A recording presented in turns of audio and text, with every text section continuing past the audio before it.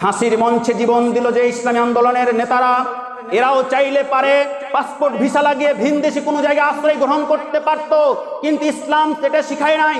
দেশের স্বার্থে, জনগণের স্বার্থে নির্দোষ হওয়ার পরেও দেশের মাটিতে জীবন দিয়েছে। জোরে বলেন ঠিক কিনা? তুমি কেমন নেতা, নেতা কর্মী সন্তানদের কথা চিন্তা না করে? 5 তারিখের পরে পুলিশ র্যাব আর মাঠে খুব কম দেখতে পাওয়া যাচ্ছে। গোটা ছাত্র সমাজ গোটা দেশকে পরিষ্কার পরিচ্ছন্ন এবং ভলেন্টিয়ারের দায়িত্ব পালন করছে। জোরে বলেন ঠিক কিনা? এখান থেকে প্রমাণ হয় ছাত্রদের হাতেই যদি সমাজ তুলে দেওয়া হয়, ছাত্ররা দেশ সমাজকে সোনার সমাজ কায়েম দিবে। জোরে বলেন ঠিক কিনা? আওয়ামী লীগকেও দেখলাম, বিএনপিকেও দেখলাম, অন্য পার্টিকেও দেখেছি, এখন খালি টুপিওয়ালাদেরকে দেখতে বাকি। জোরে বলেন ঠিক কিনা? আপনাদের অনুরোধ করতেছি, বারবার নিজের পায়ে কুড়োল মারবেন না। আগামী দিন হবে ইসলামের, আগামী দিন হবে কোরআনওয়ালাদের, আগামী দিন হবে ইসলামী আন্দোলনকারী ব্যক্তিদের। জোরে বলেন ঠিক কিনা? সবাইকে দেখা শেষ টুপিওয়ালা কোরআনওয়ালাদের বাংলাদেশ। জোরে বলেন ঠিক কিনা? লিল্লাহে তাকবীর। জীবন দাতা হে বিধাতা, মহান বিচারপতি,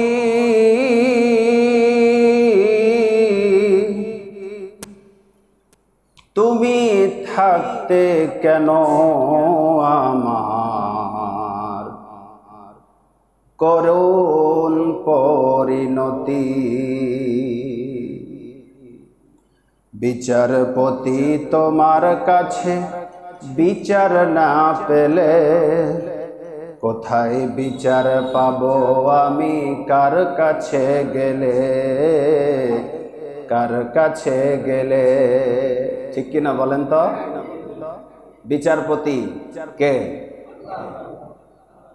এই গানটি যদিও অনেকেই গিয়েছে, দীর্ঘ 5 মাস কারাগারের অন্ধ প্রকাষ্ঠে যখন ছিলাম, ভুয়া একটা মামলা দিয়ে যখন আমাকে আটক করা হয়, তখন এই গানটি বেশি বেশি কারাগারের ভিতরে আমি সহ কয়েকজন ছাত্র ভাইরা এবং কিশোরেরা গাইতাম। বিচারপতি তোমার কাছে বিচার না পেলে কোথায় বিচার পাবো আমি? কার কাছে গেলে, কার কাছে গেলে? জোরে বলেন ঠিক কিনা? মানুষের সুবিচার বিবেক বন্দি টাকার ফান্দে। কথা বলেন ঠিক কিনা? ভালো করে বুঝছেন? বিচার, সঠিক বিচার বাংলাদেশে কি আছে? ছিল? সব টাকার ফান্দে সব হক ন্যায্য বিচারগুলো বিক্রি হয়ে গেছিল। জোরে বলেন ঠিক কিনা? আরো জোরে বলেন ঠিক কিনা? মানুষের সুবিচার বিবেক বন্দি টাকার ফান্দে, কোর্ট কাচারের দ্বারে দ্বারে সুবিচারের বাণী কান্দে। ঠিক কিনা বলেন? সেই 2015 সাল 16 সাল থেকে 2024 সালের এই জুলাই মাস পর্যন্ত কত বছর? না, 15 থেকে 24 কয় বছর? 8-9 বছর। এই 8-9 বছর বিনা অপরাধে এক পায়ে দাঁড়িয়ে থেকে 1 মাস 2 মাস 3 মাস পর পর কোরআনের আন্দোলনকারী কর্মীদেরকে কোর্টে হাজিরা দিতে হয়েছে। জোরে বলেন ঠিক কিনা? কোনো কারণ নাই, কোনো অযথা। সম্মানিত হাজিরিন, আজ খুব মনের আবেগে কথাগুলো বলছি। আমিও সেই কোর্ট, আপনাদের কিছু মুসল্লিরা দেখেছেন, অনেকে জিজ্ঞেস করেছেন কিসের কারণে। আমি বলতেছি কিসের আর কারণ থাকতে পারে একজন আলেমের, যে কারণে তারা বুঝে ফেলেছে। অসংখ্য এখানকার মুসল্লিদের সাথে দেখা হতো জজ কোর্টের সেই 3 তলার বারান্দায়। সম্মানিত হাজিরিন, কথাগুলো বাস্তব না অবাস্তব? মানুষের সুবিচার বিবেক বন্দি টাকার ফান্দে, কোর্ট কাচারের দ্বারে দ্বারে সুবিচারের বাণী কান্দে, কত দোষীরা দেখি ছাড়া পেয়ে যায়। কথা বলেন ঠিক কিনা? 100টা ধর্ষণ করার পরেও ধর্ষণের সেঞ্চুরি করার পরেও দিনের বেলায় দিব্যি হেঁটে চলে বেড়ায়, আর কোরআনওয়ালারা দিনের পর দিন রাতের পর রাত 15-16টি বছর ধরে অন্ধকার কারাগারে বন্দী ছিল। জোরে বলেন ঠিক কিনা? কত দোষীরা দেখি ছাড়া পেয়ে যায়, নির্দোষীরাই জেলে। কোথায় বিচার পাবো আমি, কার কাছে গেলে, কার কাছে গেলে? এই আবেগ ঘন কথাগুলো বলতাম। জোরে বলেন কার কাছে? আল্লাহর কাছে, আল্লাহ রাব্বুল আলামিনের কাছে বলার কারণে আজ হোক কাল হোক একটা ধৈর্য, উত্তম ধৈর্য ধারণের ফলে এমন একটা সময় এসেছে, সেই ধৈর্যের ফল আজ সারা বাংলাদেশের মানুষ ভোগ করছে। আওয়াজ দেওয়া বলেন ঠিক কিনা? মহান রবের শুকরিয়া জ্ঞাপন করছি, যিনি দীর্ঘ 16টি বছর পর 71 সালে স্বাধীনতা হয়েছে মর্মে আমরা ইতিহাস পড়েছি, মুরব্বীদের কাছ থেকে শুনেছি, পাকিস্তানের কাছ থেকে, ঠিক কিনা বলেন? কিন্তু আমাদের দেশের পাকিস্তানি নামক কিছু হায়নাদের কাছ থেকে গত 5ই আগস্ট বাংলার 17-18 কোটি মানুষ স্বাধীনতা দ্বিতীয়বার লাভ করেছে। এজন্য বলেন আলহামদুলিল্লাহ। দুরূদ ও তাসলিমা বর্ষিত হোক সেই মহামানবের প্রতি। আমরা সবাই বলি আল্লাহুম্মা সাল্লি আলাইহি আল্লাহুম্মা বারিক আলাইহি। শহীদদের মাগফিরাত কামনা করছি। বিশেষ করে যারা, যেই ছেলেগুলো সত্য ও ন্যায়ের পথে লড়তে গিয়ে নিজেদের তাজা রক্ত জমিনে ঢেলে দিলেন, শহীদ হলেন, জীবন দিলেন, আল্লাহ তাদের শাহাদাতের সর্বোচ্চ মর্যাদা, এবং যারা এখনো চিকিৎসাধীন অবস্থায় আছেন, পঙ্গুত্ব বরণ করেছেন, তাদেরকে যেন উত্তম ধৈর্য ধারণ করার তৌফিক দান করেন। আমরা সবাই বলি আমিন। আমরা অনেক খুশি হলেও এখনো হাসপাতাল ক্লিনিকগুলোতে এই আন্দোলনের যারা মুজাহিদ ছিল তাদের এখনো চিকিৎসা শেষ হয় নাই। আল্লাহ রাব্বুল আলামিন উত্তম সুস্থতা তাদেরকে দান করে আমাদের মাঝে তাদের ফিরিয়ে দিক। জোরে বলেন আমিন। পরিবারগুলোকে যেন উত্তম ধৈর্য ধারণ করার তৌফিক দান করেন। আমরা বলি আমিন। সম্মানিত হাজিরিন, কোরআন সত্য না মিথ্যা? আসতে বললেন, সত্য না মিথ্যা? এটাই আজ প্রমাণ হবে। ডোন্ট মাইন্ড, কিছু মনে করবেন না, কেউ কিছু মনে করবেন না, আমি কোরআনের কথা বলবো। আজকের আলোচনার বিষয় হচ্ছে জুলুমের পরিণাম এবং আমাদের করণীয়। বিষয়টা 3 বার বলতে হবে। বলেন তো কি বিষয়? জুলুমের পরিণাম, আমাদের করণীয়। আবার বলেন, আরেকবার বলেন, জুলুমের পরিণাম, আমাদের করণীয়। এ ব্যাপারে কোরআন হাদিসের হাদিস থাকতে পারে কিনা? কত যে আছে সংক্ষিপ্ত সময়। 16 বছরের ইতিহাস 16 মিনিটে বলা সম্ভব? বলেন সম্ভব? সম্ভব নাই। যে কাণ্ড ঘটিয়ে গিয়েছে, সেই প্রত্যেকটা দিন এক একটা খুতবা দেওয়ার মতো ইতিহাস ঘটিয়ে গেছে। জোরে বলেন ঠিক কিনা? অনেক সুযোগ পেয়েছি সব কথা বলার, এখনো বলবো। জীবন এবং মরণের মালিক একজন। জোরে বলেন কে? আল্লাহ সুবহানাহু ওয়া তাআলা। আল্লাহে, আল্লাহর কসম করে বলি, মনোযোগ সহকারে কথাগুলো শুনতে হবে। কোনো মাইন্ড নিয়ে কথাগুলো শুনলে, অন্য মন মনা হয়ে যদি কেউ শুনে তাহলে বুঝতে পারবে না, তখন সমালোচনা হবে, হুজুর কি না কি বলল। চলুন আমি শুরুতেই যে কোরআনুল কারীমের আয়াতটি তেলাওয়াত করেছি, সে আয়াতে কারিমার অর্থটা জানতে চাই।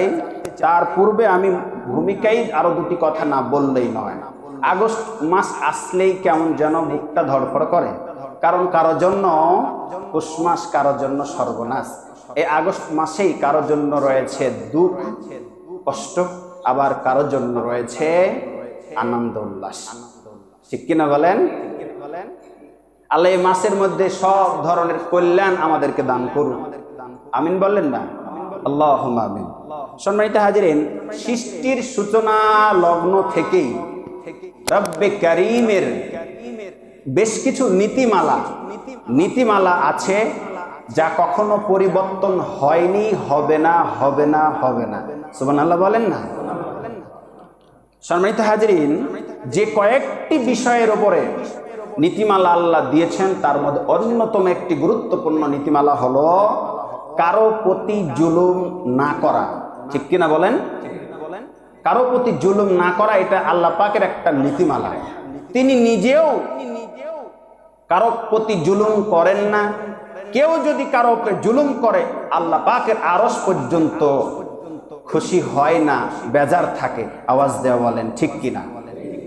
সম্মানিত হাজরিন, ইসলাম সব ধরনের জুলুমকে হারাম করেছেন। এমনকি জুলুমকারীকে সহযোগিতা করা, হেল্প করা বিভিন্নভাবে, এটাও ইসলামে হারাম বলে ঘোষণা দেওয়া হয়েছে। শুধু মুসলমানের উপরে জুলুম নয়, একজন মুসলমান, একজন বেধর্মী, একজন মুসলিম, যে কোনো ধর্মের অনুসারীকে কোনোভাবেই জুলুম করতে পারবে না। এমনকি কোনো একটা প্রাণী, ছোট্ট একটা পিপিলিকাও যদি হয়, ছোট্ট একটা বিড়ালও যদি হয়, কুকুরও যদি হয়, যেটা আপনার আমার খুব বেশি কাজে আসে না, সেই প্রাণীটার উপরেও জুলুম করতে নিষেধ আছে হাদিসে। জোরে বলেন সুবহানাল্লাহ। একটা হাদিসে এসেছে, একজন নারী একটা বিড়ালকে বিনা কারণে বেঁধে রেখেছিল। নবীজি সাল্লাল্লাহু আলাইহি ওয়াসাল্লামের হাদিস, এই লোকটিকে জাহান্নামের স্থান হিসাবে ঘোষণা দেওয়া হয়েছে। নাউজুবিল্লাহ বলা হয়েছে। আরেকজন নারী, যে ব্যক্তি জেনাকারিনী, পতিতা, এমন জেনাকারিনী নারী, যে ব্যক্তিটি একটা তৃষ্ণাক্ত পিপাসার্ত কুকুরকে পানি খাওয়ার কারণে আল্লাহ তার গুনাহ মাফ করে জান্নাতি হিসাবে ঘোষণা দিয়েছেন। জোরে বলা সুবহানাল্লাহ। দুইটা হাদিসের অর্থের সারমর্ম যেটা বুঝলাম, সেটি হলো জুলুম জাহান্নামে যাওয়ার কারণ, আর মানুষের প্রতি কল্যাণ, মানবতার সেবায় কাজ করা, প্রাণীদের প্রতি দয়া করা, এটা জান্নাতে যাওয়ার কারণ। আওয়াজ দিয়ে বলেন ঠিক কিনা? আসুন আমরা চলুন আয়াত এবং হাদিসের কি বলা হয়েছে এটা শুনে। সম্মানিত হাজিরা, আমি যে আয়াতটি তেলাওয়াত করেছি সূরা ইমরানের 26 নম্বর আয়াত। কোন সূরা? কত নম্বর আয়াত? প্রত্যেকটা ডকুমেন্ট দেব, বাড়ি যে সমালোচনা করার সুযোগ নাই যে আপনি কি বললেন, প্রমাণ পেলেন না, দলিল সহকারে কথা বলছি। আল্লাহ সুবহানাহু ওয়া তাআলা বলছেন, হে নবী আপনি বলে দেন, হে আল্লাহ তোমার হাতে রাজত্ব, ক্ষমতা। কার হাতে? আল্লাহ তোমার হাতেই রাজত্ব, তোমার হাতে ক্ষমতা। তুমি যাকে খুশি রাজত্ব দান করতে পারো, যাকে খুশি ক্ষমতা দান করতে পারো, আবার যাকে খুশি ক্ষমতা থেকে নামিয়ে দিতে পারো। আওয়াজ দেয়া বলেন আল্লাহু আকবার। আমি কি বানিয়ে বললাম? সরাসরি সূরা ইমরানের 26 নম্বর আয়াতের অর্থ বললাম। হে আল্লাহ তোমার হাতেই রাজত্ব, তুমি যাকে খুশি রাজত্ব দান করতে পারো, যাকে খুশি তুমি রাজত্ব কেড়ে নাও। তোমার হাতেই সবকিছু, নিশ্চয় তুমি সকল ক্ষমতার উৎস। জোরে বলেন না সুবহানাল্লাহ। আল্লাহ পাকের হাতেই রাজত্ব, ক্ষমতা, আবার আল্লাহ পাকের হাতেই ক্ষমতা থেকে নেমে যাওয়া। ঠিক কিনা বলেন? সুতরাং ক্ষমতা নিয়ে বাড়াবাড়ি করা যাবে।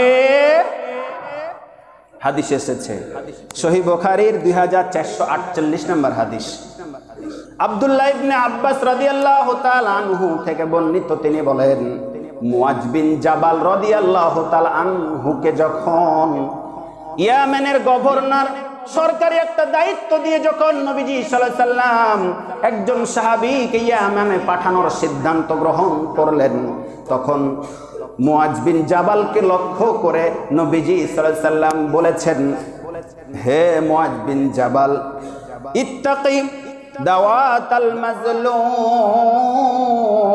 আল্লাহু আকবার।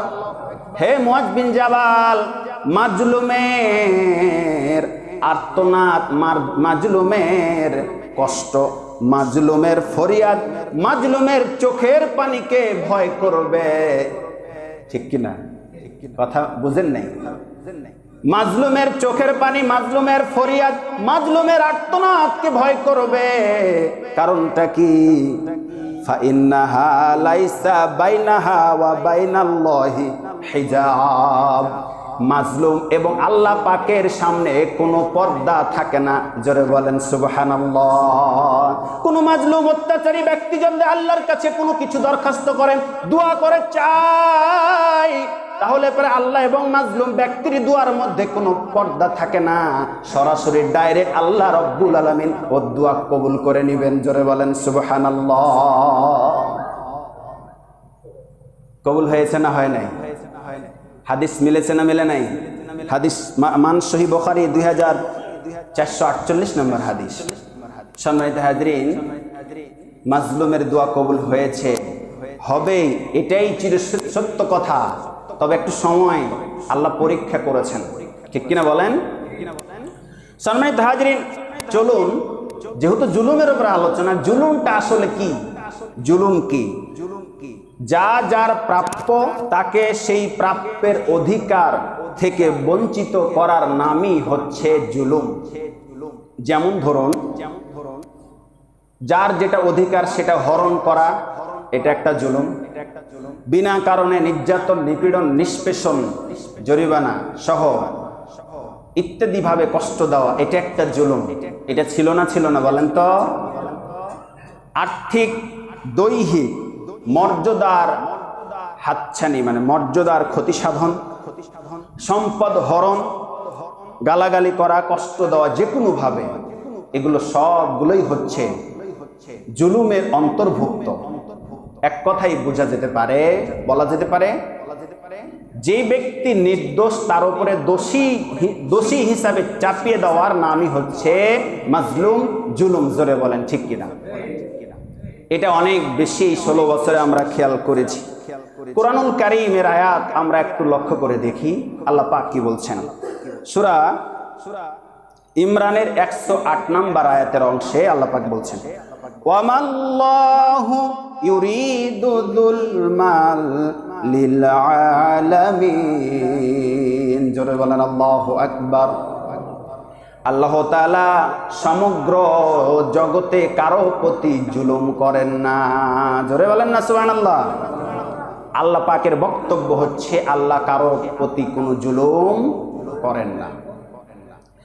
অন্য আয়াতে আল্লাহ পাক বলছেন, সূরা নিসার 40 নম্বর আয়াত, ইন্নাল্লাহা লা ইয়াযলিমু মিসকালা যাররাহ। জোরে বলেন আল্লাহু আকবার। নিশ্চয় আল্লাহ তাআলা কারো প্রতি বিন্দু পরিমাণ, অণু পরিমাণ কারো প্রতি জুলুম করেন না। সুবহানাল্লাহ বলেন। আল্লাহ পাক কারো প্রতি বিন্দু পরিমাণ, যাররা, বিন্দু পরিমাণ, অণু পরিমাণ কারো প্রতি জুলুম করেন না। আল্লাহ পাক হচ্ছেন ক্ষমতাশীল। সম্মানিত হাজিরিন, এখন প্রশ্ন আসতে পারে, তাহলে জুলুমটা করে কে? সেটার ব্যাপারে সূরা ইউনূসের 44 নম্বর আয়াত আল্লাহ পাক আমাদেরকে বুঝাইছেন জুলুম কে কারো প্রতি করে। ইন্নাল্লাহা লা ইয়াযলিমুন নাসা সাইয়্যাও ওয়ালাকিন্নান নাসা আনফুসাহুম ইয়াযলিমুন। জোরে বলেন আল্লাহু আকবার। আমি আল্লাহ বিন্দু পরিমাণ কারো প্রতি জুলুম করি না, জুলুম করে তারা। অর্থাৎ আল্লাহ পাক মানুষের উপরে কোনো জুলুম না করে না, মানুষ হিসাবে মানুষের প্রতি জুলুম করে, এটা আল্লাহর ঘোষণা। মানুষ হিসাবে মানুষের প্রতি জুলুম করে, এটা কার ঘোষণা? স্বয়ং আল্লাহর ঘোষণা। এটাই প্রমাণ ছিল না? ছিল না? আল্লাহ কারো প্রতি জুলুম করে নাই, মানুষ হয়ে মানুষের প্রতি জুলুম করেছে। সম্মানিত হাজিরিন, অথচ এই জুলুম কত ভয়াবহ, এটা একটা বারও আমরা কেউ খেয়াল করলাম না। সম্মানিত হাজিরিন, জুলুমের ব্যাপারে অনেক কোরআন হাদিসের রেফারেন্স আমরা শুনলাম, আরো অসংখ্য অগণিত রয়েছে। আমি যেটা বলতে চাচ্ছি সেটি হলো, এই জুলুমের একটা অবসান ইতিহাসের পাতায় ঘটেছে না ঘটে নাই?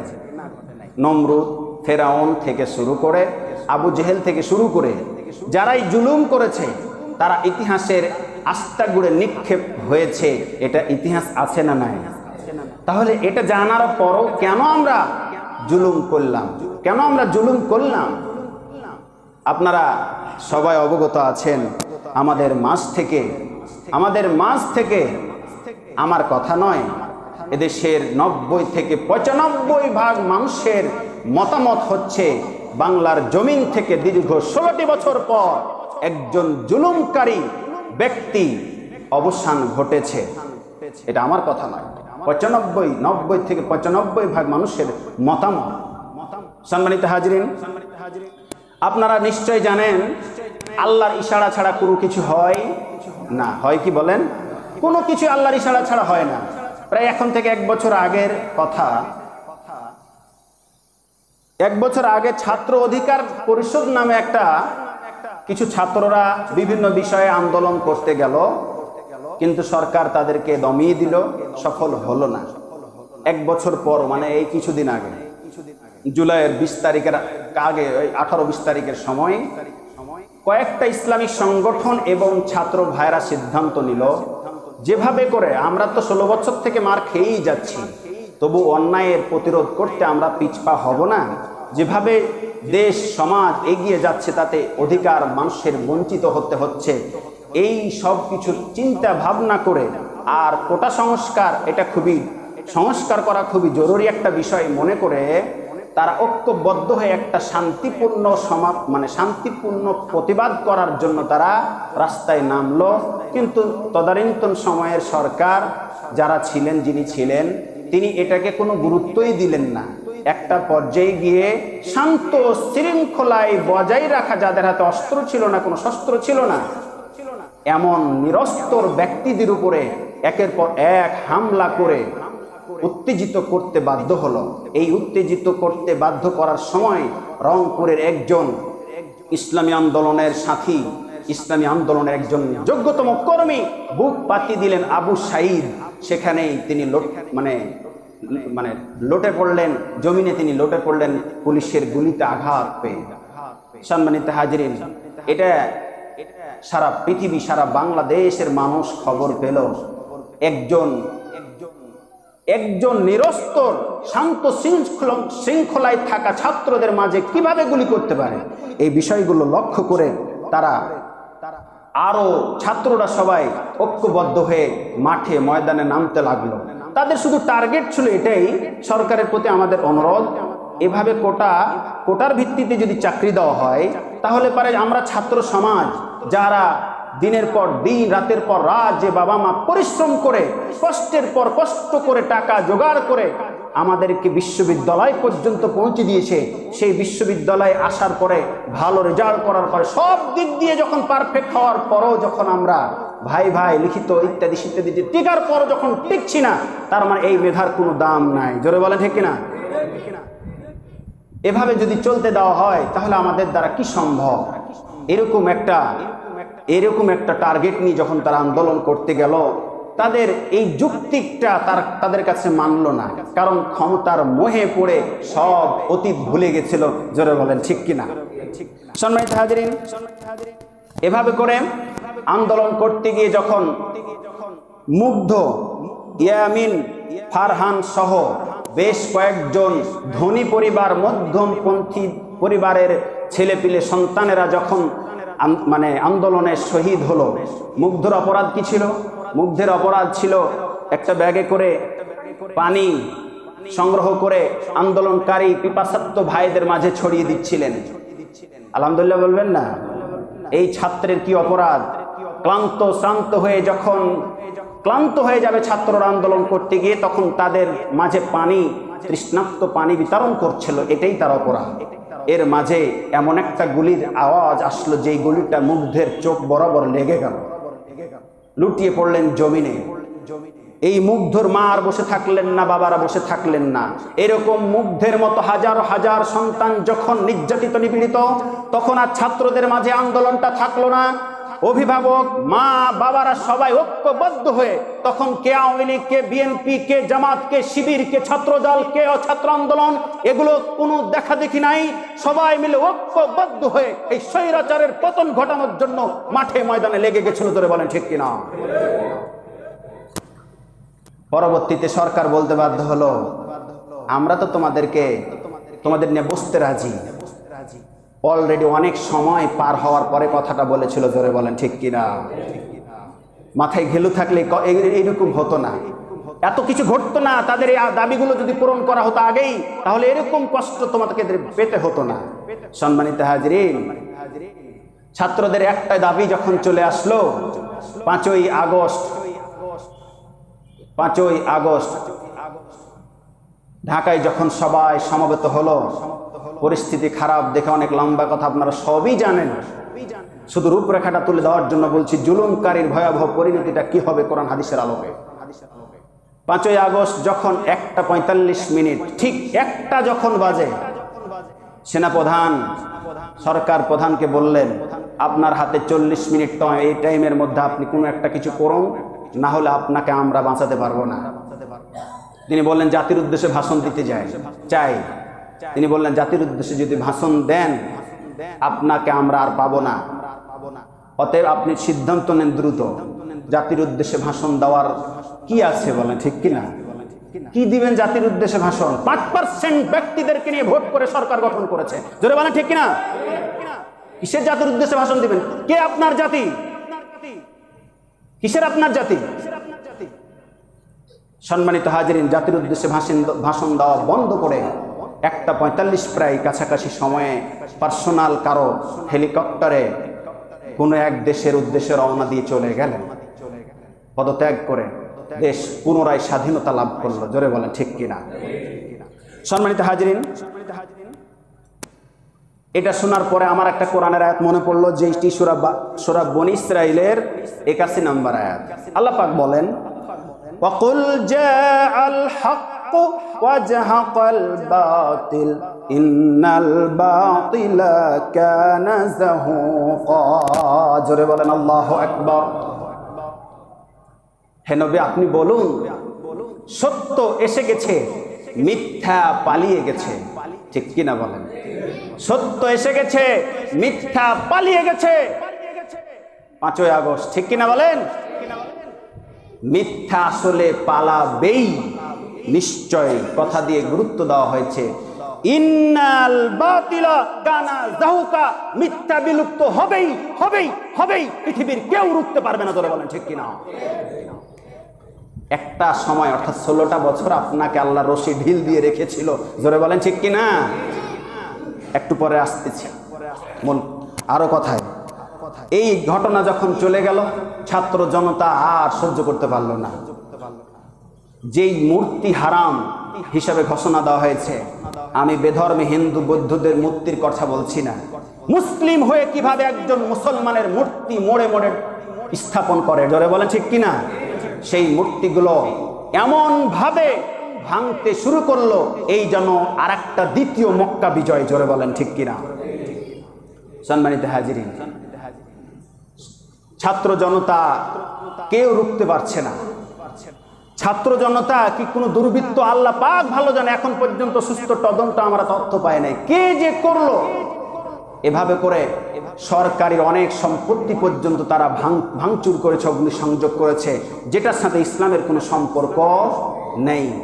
আজ সংসদ ভেঙে গুড়িয়ে দেওয়া হলো, আবারও যে সরকার গঠন করবে তাদের এই খরচটা দিতে হবে কিনা? এটা উচিত হয় না। আমার ব্রেনে যেটা বলে, এত বেশি করা উচিত হয় নাই। এভাবে করে বেধর্মীদের উপরে কোনো একটা মহল বিভিন্নভাবে নির্যাতন নিপীড়ন করছিল, মন্দির ভাঙছিল কোনো একটা মহল। ইসলামী আন্দোলনের কর্মীরা, মাদ্রাসার টুপিওয়ালারা কথায় তাদের মন্দির পাহারা দিল। মন্দিরের কর্মকর্তা হিন্দু বিধর্মীরা এ কথাও বলেছে, গত 2 দিন যাবত আমরা এই আশঙ্কাই করছিলাম, এমন পর্যন্ত হয়েছে রান্না করতে পারে নাই। বাবারা, তোমরা এসেছো, তোমরা গার্ড দাও, এখন আমরা স্বাচ্ছন্দ্যে রান্না করে ভাত খাবো, জোরে বলেন আলহামদুলিল্লাহ। অথচ একটা মহল হিন্দুদের মূর্তি ভেঙে গোটা বিশ্বের কাছে দেখাতে চাচ্ছিল, যারা আন্দোলন করেছে তারাই মূর্তি ভাঙছে। এভাবে করে সংখ্যাগুরুদেরকে নির্যাতন করে করে দেশ তাড়া করছে। এটা একটা আন্তর্জাতিক মহলে দেখানোর উদ্দেশ্যে এই মহলটা করতেছিল, জোরে বলেন ঠিক কিনা? বাংলার জাতি এটা বুঝে ফেলেছে, জোরে বলেন ঠিক কিনা? সম্ভব নয়। আল্লাহর কৌশলের কাছে শয়তানের কৌশল অবশ্যই অবশ্যই দুর্বল। আওয়াজ দিয়ে বলেন ঠিক কিনা? একটা সময় আল্লাহ দেন, এজন্য আমাদেরকে ভাঙচুর করা যাবে না। আমাদেরকে সংযত হতে হবে, ধৈর্য ধারণ করতে হবে। অনেকে আছে এই বিজয়ের ফলে মিষ্টি খেয়েছেন, খাওয়া হারাম হালাল বলতে চাচ্ছি না। আমরা আল্লাহ আমাদেরকে একটা বিজয়ের শুকরানা স্বরূপ সিজদা দিতে বলেছেন, শুকরিয়া স্বরূপ আলহামদুলিল্লাহ পড়তে বলেছেন, সেটাই আমরা করার চেষ্টা করেছি বা করেছি। এমন মানে আনন্দ উৎফুল্লিত হয়ে যায়নি, যার কারণে মিষ্টি বিতরণ করতে হয়েছে। এটা তো তাদের ইতিহাস, জোরে বলেন ঠিক কিনা? এখন থেকে 1 বছর আগে 14ই আগস্ট, এখন থেকে 1 বছর প্রায় আগে 14ই আগস্ট বিশ্ব ইসলামী আন্দোলনের কর্ণধর, কোরআনের পাখি, বিশ্ব ইসলামী আন্দোলনের কর্ণধর আল্লামা দেলোয়ার হোসেন সাঈদীকে পরিকল্পিতভাবে রাতের আধারে তোমরা ইনজেকশন দিয়ে কি দিয়ে মেরে ফেলেছো, শহীদ করেছো, জোরে বলেন ঠিক কিনা? সম্মানিত হাজিরিন, যখন সেই আল্লামা সাঈদী মরে গেল, শহীদ হলো, তখন একটা মহল তোমরা মিষ্টি খেয়েছিলে, বিতরণ করেছিলে, জোরে বলেন ঠিক কিনা? আমরা মিষ্টি খেয়ে আনন্দ উল্লাস করি না, আমরা সিজদা দিয়ে আনন্দ করেছি, শুকরিয়া স্বরূপ নামাজ পড়েছি। কোরআনওয়ালা টুপিওয়ালাদের কথা বলছি, ভুল বুঝবে না আবার। সম্মানিত হাজিরিন, পরিশেষে আর একটু কথা বলে শেষ করতে চাই। অনেকে রাগ করেছেন, কষ্ট পেয়েছেন। কোরআনের আয়াত এবং সূরা হজের 71 নম্বর আয়াত এবং সহিহ বুখারীর 4443 নম্বর হাদিসটা বলে আরেকটি কথা বলে শেষ করব। আগে বলি হাদিসটা। আল্লাহ রাসূল সাল্লাল্লাহু আলাইহি ওয়াসাল্লাম স্বয়ং জালিমকে এবং মাজলুমকে সাহায্য করতে বলেছেন। জালিমকে মাজলুমকে সাহায্য করতে বলেছেন। সবার চোখ কপালে উঠে যাওয়ার মতো। মাজলুমকে সাহায্য করাটা যৌক্তিক, ঠিক কিনা বলেন? কিন্তু যে জুলুম করছে তাকে সাহায্য করতে বলেছেন, হাদিসটা ফের মান সহি, বুঝলাম না, বুঝে বলেন। নবীজি সাল্লাল্লাহু আলাইহি ওয়াসাল্লামের হাদিস, চলুন একটু তেলাওয়াত করি। অনসুর আখাকা যালিমান আও মাজলুমা। আল্লাহু আকবার। নবীজি সাল্লাল্লাহু আলাইহি ওয়াসাল্লাম বলেছেন, তোমার ভাইকে সাহায্য করো। কার ভাইকে? তোমার ভাই, আমার ভাই, আমাদের সকলের ভাইকে সাহায্য করো, যদি সে হয় জুলুমকারী অথবা মাজলুম, উভয়কে সহযোগিতা করো।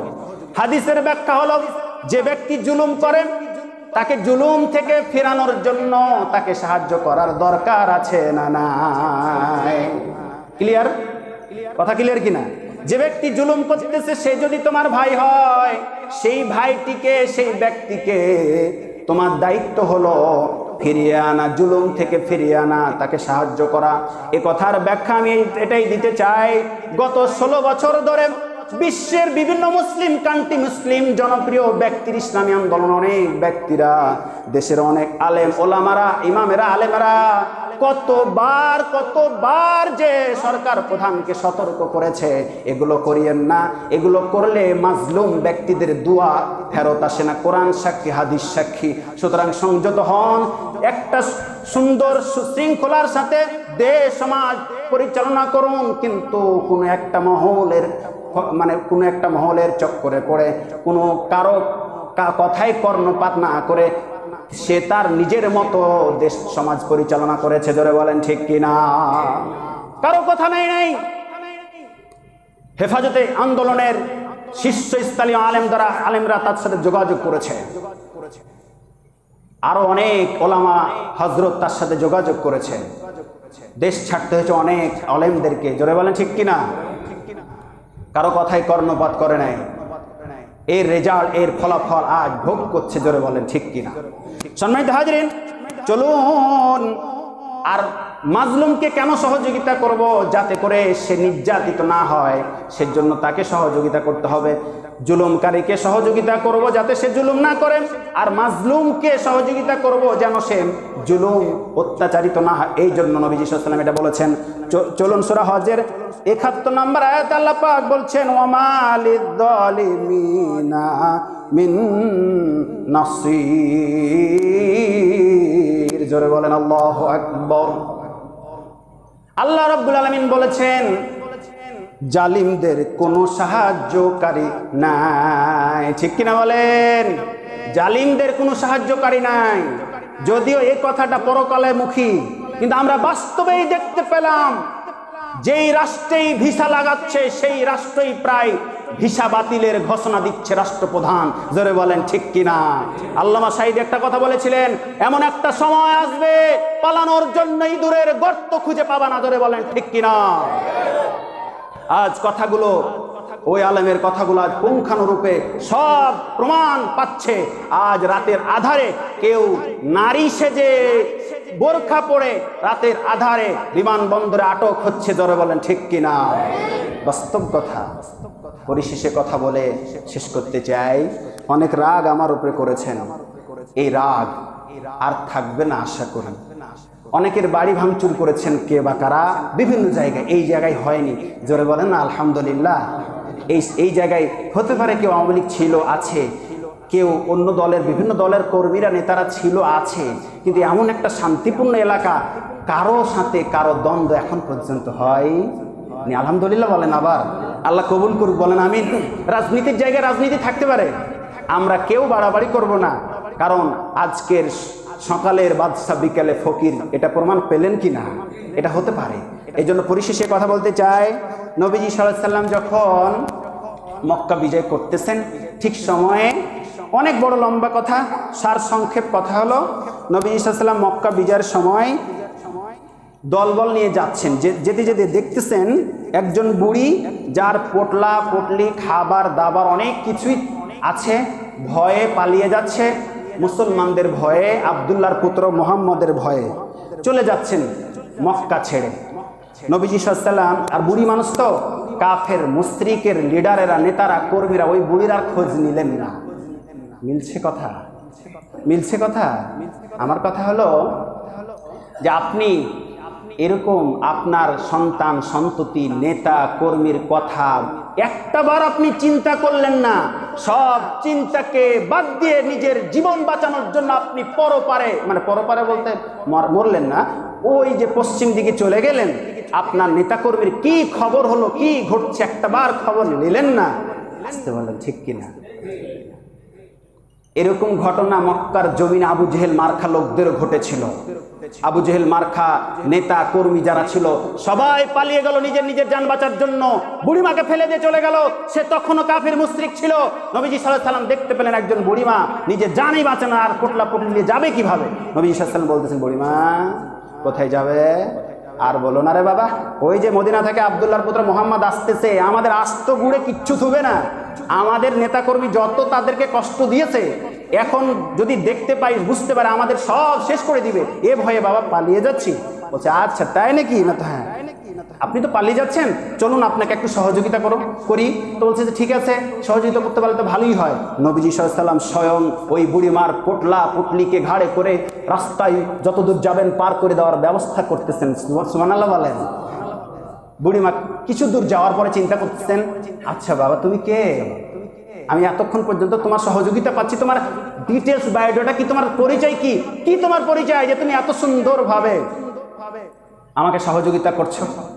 বিশ্বাস করুন, ফাঁসির মঞ্চে জীবন দিল যে ইসলামী আন্দোলনের নেতারা, এরাও চাইলে পারে পাসপোর্ট ভিসা লাগিয়ে ভিনদেশি কোনো জায়গায় আশ্রয় গ্রহণ করতে পারত, কিন্তু ইসলাম সেটা শিখায় নাই। দেশের স্বার্থে, জনগণের স্বার্থে নির্দোষ হওয়ার পরেও দেশের মাটিতে জীবন দিয়েছে। জোরে বলেন ঠিক কিনা? তুমি কেমন নেতাকর্মী সন্তানদের কথা চিন্তা না করে পরপারে পাড়ি দিলা? এটা দিয়ে বুঝাতে চাই আসলে তুমি ইসলাম বুঝো না। জোরে বলেন ঠিক কিনা? সাবধান হয়ে যান, এখান থেকে শিক্ষা গ্রহণ করুন। এই বুড়িমা কিছু দূর যাওয়ার পরে বলতেছে, আমার পরিচয় নিয়ে করবা কি বাবা? বলতেছে না, আমি যে জানতে চাই। সর সংক্ষেপ কথা, নবী সাল্লাল্লাহু আলাইহি ওয়াসাল্লাম বলেন, আমি হলাম আব্দুল্লাহর পুত্র মুহাম্মদ সাল্লাল্লাহু আলাইহি ওয়াসাল্লাম। যার ভয়ে আপনি দেশ ত্যাগ করছেন, এলাকা ছাড়ছেন, সে আব্দুল্লাহর পুত্র মুহাম্মদ। সুবহানাল্লাহ বলেন। ইতিমধ্যে যত দাওয়াতি কাজ নবীজি সাল্লাল্লাহু আলাইহি ওয়াসাল্লাম সময় পেয়েছেন, বুড়িমার সঙ্গে দাওয়াতি কাজ করে এমনভাবে মুগ্ধ করে দিয়েছেন। ইসলাম মানে এভাবে মানুষদেরকে দাওয়াতি কাজ করেন। সম্মানিত হাজিরিন, বুড়িমার দাওয়াত এতটাই ভালো লেগেছে, এতটাই কথাগুলো, আচরণগুলো, কাজগুলো ভালো লেগেছে, এজন্য এই 5 তারিখের পরে পুলিশ র্যাব আর মাঠে খুব কম দেখতে পাওয়া যাচ্ছে।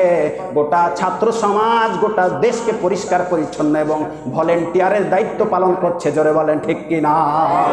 এখান থেকে প্রমাণ হয় ছাত্রদের হাতেই যদি সমাজ তুলে দেওয়া হয়, ছাত্ররা এই দেশ সমাজকে সোনার সমাজ কায়েম দিবে। জোরে বলেন ঠিক কিনা?